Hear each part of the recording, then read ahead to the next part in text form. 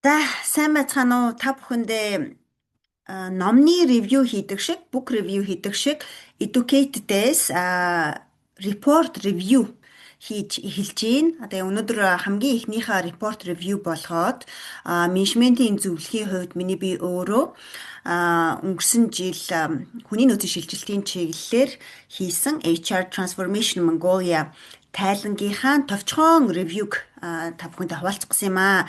За тэгээ тайлан маань болвол монголоор миний зүгээс хүний нөөцөө хүмүүн капитал болгоно гэдэг нэршилтэйгээр бодлогын зөвлөмж хэлбэрээр боловсруулсан байгаа. За тэгээд тайлан маань бол үндсэн дөрвөн хэсгээс бүрдэж байгаа. Эхлээд ер нь бол бид нар яагаад хүний нөөцийн шилжилтийн талаар асуух, ярилцах хэрэгтэй болсон юм бэ? Буюу энэ дотоодын хөдөлмөрийн зах зээлийн гол тулгымцсан асуудлууд нь юу байгаад байгаа? Олон улсын чиг хандлага хөдөлмөрийн зах зээлийн өөрчлөлтөөр юу байгаа? За тэгээд бид олон улсын чиг хандлагатай дотоодынхоо нөхцөл байдлыг ойлгосны үндсэн дээр хийх хэрэгтэй байгаа гурван шатлал шилжилтийн хүрээнд юу юм. За тэгээ цаашаа мэдээж эерэг одоо манай засгийн газрын төрийн бодлогын төвд яагаад бид нар хүний нөөцийн шилжилт буюу HR transformation-ыг тавих хэрэгтэй байгаа юм бэ гэдэг дээр энэхүү тайлан маань гарсан байгаамаа. За тэгээд мэдээж эерэг хамгийн ихний хэсэг болох ер нь дотоодын хөдөлмөрийн зах зээлийнхаа нөхцөл байдлыг ойлгоё гэх юм бол бид одоогоор ажиллах насанд хүрсэн хөдөлмөрийн насанд хүрсэн нийт иргэдийнхаа 62% маань бол хөдөлмөр эрхлээд ажлын хүчний оролцоог бүрдүүлж байгаа юм байна. За энэ тоо болвол манайхтай зарим талаараа төстэй тийм маш их харьцуулагддаг Казахстан улстай харьцуулах юм бол хамаагүй доогуур Казахстан 77%, за мөн Вьетнам улсад 74% гэх мэтчлэнгийн маш том зөрүүтэй байгаа байхгүй юу. За тэгэхээр бидний зүгээс жишээлх юм бол тийм Монгол дахь ажлын хүчнийхээ оролцоог 62%-аас 65% болгож нэмэгдүүлэхэд л 87 мянган хүн болов шинээр хөдөлмөрийн зах зээлд оролцох тийм боломж байна. За нөгөө талаасаа бол дэлхийн дундаж одоо ажилгүйчүүдийн буюу ажилгүйдлийн түвшин 496% таа байхад манай 5.3% байгаа нь бас л ажилгүйдлийн түвшин бол харьцангуй өндөр байгааг харуулдаг байгаа.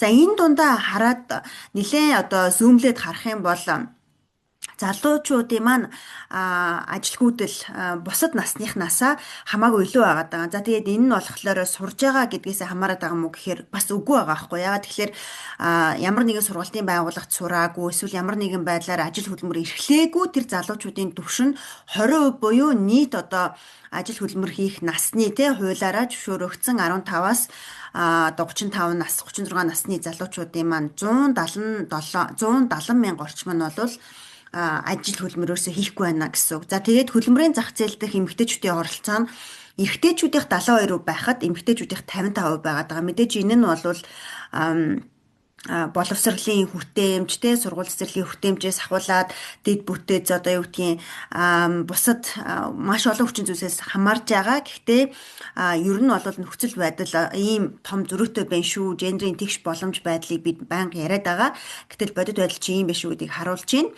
За тэгээд Human Capital Index буюу одоо хүний хөгжлийн индекс гэдээ ярихлаар айгүй ерөнхий зүйлсийг хэмждэг одоо төрөлтэй шатанд жишээлх юм бол эхийн индэгдэл ямар байгаа ч юм уу, боловсрол эзэмшиж байгаа хүүхдүүдийн хувь нь болохоор нийт одоо хүүхдийнхаа тоонд харьцуулах юм бол хэд байгаа гэх мэтчлэнгээр харин Human Capital Index маань бол ерөөсөө хүний нөөцийн ашиглалтын индекс буюу яг хөдөлмөр хийх боломжтой хөдөлмөрийн насны иргэд маань яг өөрсдөө ажил хөдөлмөрөө хэр хийгээд явж байгаа юм бэ гэдэг энэ индексийг харахаар бид одоо нэг ононоос 0.36 буюу одоо F үнэлгээ бараг авч болохоор тийм нөхцөл байдалтай байна.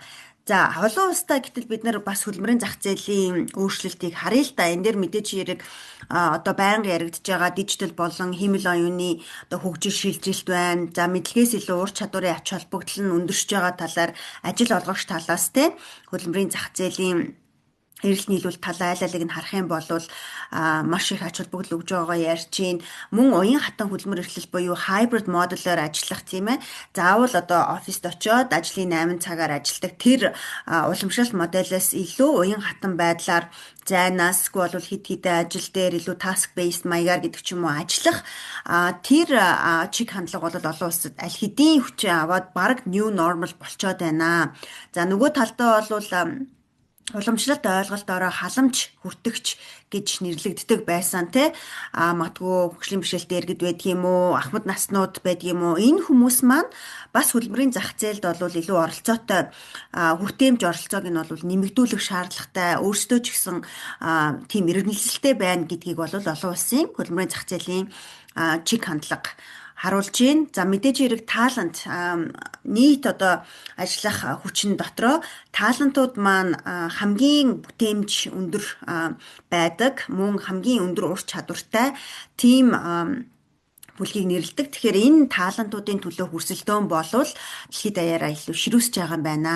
За тийм учраас Монголд бол бид хүний нөөцийн шилжилт гэх энэ одоо шилжилтийг HR transformation-ыг цаг алдалгүйгээр 3 шатлалтаагаар хийх хэрэгтэй байна. Богино хугацаанд бид нар бол мэдлэгээс илүү ур чадварыг яг бодит ингээд өөрчлөлтийг гаргаж ирж чаддаг, үр дүн гаргаж чаддаг тийм одоо ур чадвартай ажиллах хүчнээ нэмэгдүүлмээр байна. Тэхийн тулд бид upskill, cross skill, reskill гэх мэтчлэнгийн ур чадвар дотроо ч гэсэндээ арай өөр төрлийн ийм стратеги тактикуудыг ашиглах шаардлагатай байна. Энэ дээр бол одоо digital transformation-ыг маш сайн хийсэн Сингапур, одоо Солонгос, OECD-ийн орнууд болвол аль хэдийн энэ skill transformation-ыг болвол богино хугацаанд HR transformation-ы цөм юм байна гэдгийг томьёолоод тодорхой төрийн байгууллага хүртэл энэ чиглэл рүү томилоод хөгжүүлээд ажилладаг байна. За дунд хацаанда мэдээж хэрэг бид нар хууль эрх зүйн шинжилэл, их өгөгдөл суурилсан бодлого боловсруулах чадамжаа бүрдүүлмээр байна.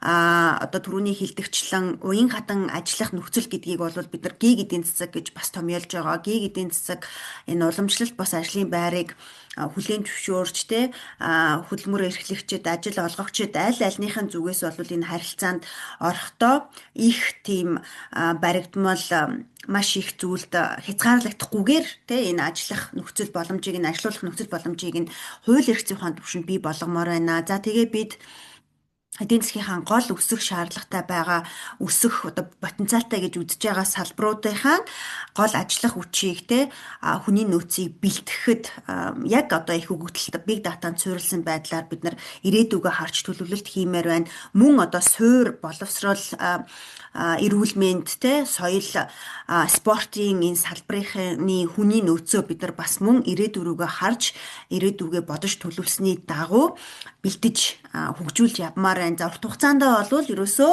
одоо санхүүгийн капиталаас дутхааргүй бараг илүү ерөөсөө хүн гэдэг капитал юм байна шүү. Хүн нэг болгоно бид өсдөг, үрждэг, хөгждөг ийм капитал болгож бүтээмжтэй тогтвортой өсөлтийг бий болгох юм байна гэдгийг бол шийдвэр гаргагчид, шийдвэр хэрэгжүүлэгчид, иргэд, нийгмийн бүх талууд маань бол ойлгож яаж бид энэ хүн капитал нэг бүрээ ялангуяа манай улс шиг цөөн хүн амтай улсын хувьд бодлохоор бүх талбарт маш хурдан хугацаанд хүний нөөцийн шилжилтийг хийж чадах вэ гэдэг дээрээ үнэхэрийн даруй одоо арга хэмжээ авах болжээ гэдгийг энэ тайлангаар хүндсэн. За тэгээд энэ тайлан магадгүй дэлгэрэнгүй авч танилцахыг сонирхсан мэрэгчлэнүүд байх юм бол одоо надтай бас холбогдоод ярьж болох юм байгаа шүү гэдгийг бас хэлье. За тэгээд энэхүү тайлангийн хураангуй болгоод хэлэхэд дэлхийн нийтээрээ одоо